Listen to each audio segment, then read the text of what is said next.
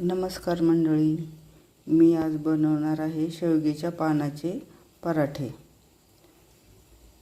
तर हे मी पानं 2-3 पाण्याने स्वच्छ धुवून घेतलेले आहेत आणि पाणी उकळायला ठेवलेलं आहे। तर हे पानं आपल्याला उकळत्या पाण्यात टाकायचे आहेत। 5 मिनिट ठेवायचे आहेत।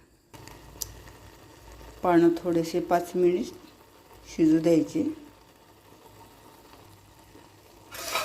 2 मिनिट आपल्याला झाकून ठेवायचे आहेत। गॅस बंद करायचा आहे। 2 मिनिट झालेले आहेत।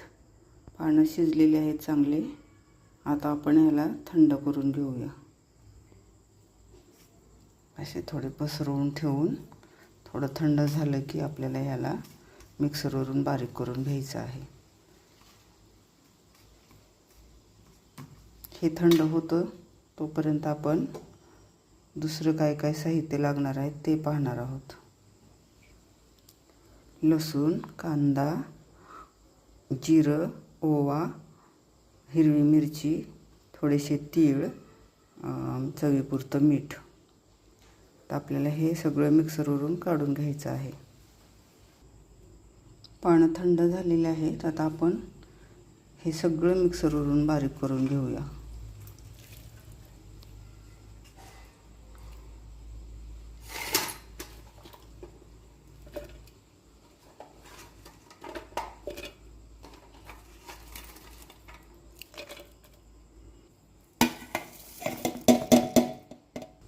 थोडेसे धणे, तीळ आणि मीठ आपल्याला नंतर पीठ भिजवताना लागणार आहे। आता आपण हे मिक्सरवरून काढून घेऊया।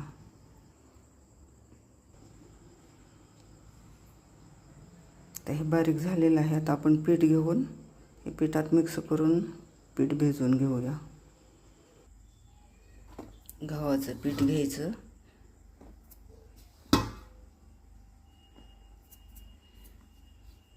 त्या मिश्रणमध्ये जेवढं पीठ लागेल तेवढं घ्यायचं। चवीपुरतं बेसन पीठ टाकायचं। तीळ टाकायचे, चवीपुरतं मीठ,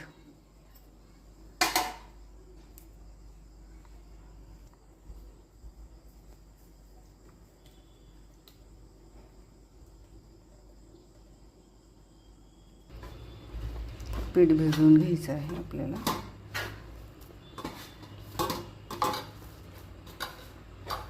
हे पाण्याचं आपण जेवढं मिश्रण तयार केलेलं आहे त्याच्यात जेवढं पीठ बसेल तेवढं पीठ घ्यायचं। आपल्याला असं काही अंदाज नाही पिठाचा।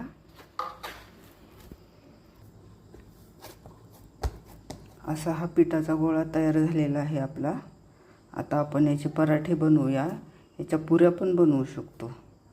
कुणाच्याही लक्षात येणार नाही की हे शेवग्याच्या पानाचे आहेत पराठे किंवा पुऱ्या।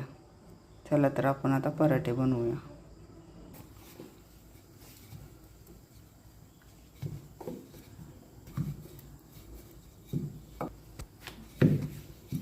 पातळ पातळ असे पराठे लाटून घ्यायचे।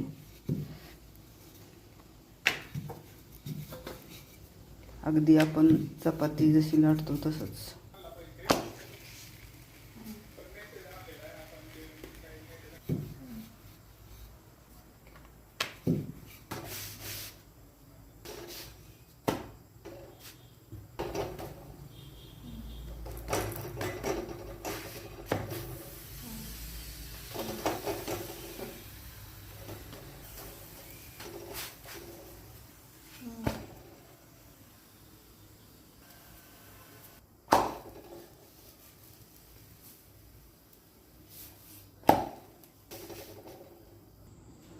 तयार आहेत आपले शेवग्याच्या पानाचे पराठे।